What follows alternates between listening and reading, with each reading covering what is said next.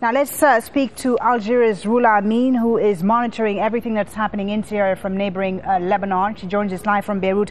Rula, first, reports of a blast in an area controlled by Hezbollah in Lebanon. Tell us about this.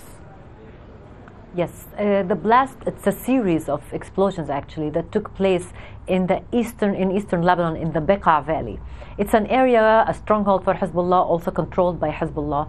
Now, the residents are saying they heard a series of explosions. The army later on cordoned off the area along with men from Hezbollah. They blocked the entry to this place for journalists and other people.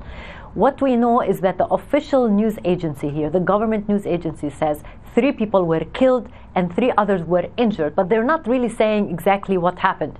Hezbollah wouldn't say anything. Sources close to Hezbollah say it was just a gas canister that triggered another explosion in a gas station.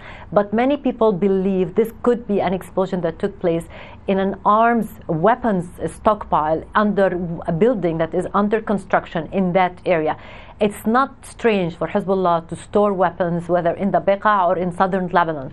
They have thousands of weapons, of missiles that are in hiding, fearing that the Israelis would strike to try to target these weapons.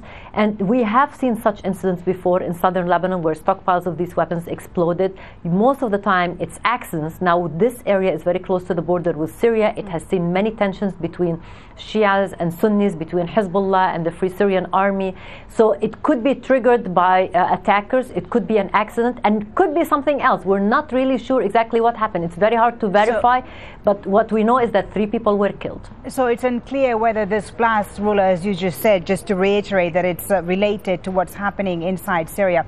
Now, coming back to what is going on in Syria, we saw intense fighting in Aleppo once again today. Just how significant is this city? Because the fighting in Aleppo has been going on for several weeks, several months now. Why do you think we're seeing still intense fighting going on there?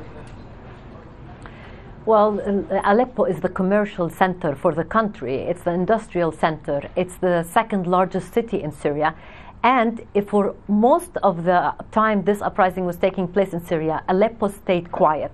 There were no protests in Syria, and President Assad relied very much on the fact that Aleppo and Damascus were still under his control and supportive of him in many ways. Now, the fact that the rebels were able to take hold of some districts in Aleppo, that they were able to bring the fight into Aleppo, is a major sign that they are growing stronger, that they are more capable now, that they even were able to bring the battle to the hearts of Damascus and Aleppo. That's why Aleppo is very significant. What we witnessed today is another attempt by the rebels to strike at the heart of Aleppo, at the heart of the areas controlled by the government that for many months were immune to the violence that was raging elsewhere in the country and even elsewhere in Aleppo. Okay, Rula, thank you very much for that. That's Rula Amin joining us live from Beirut.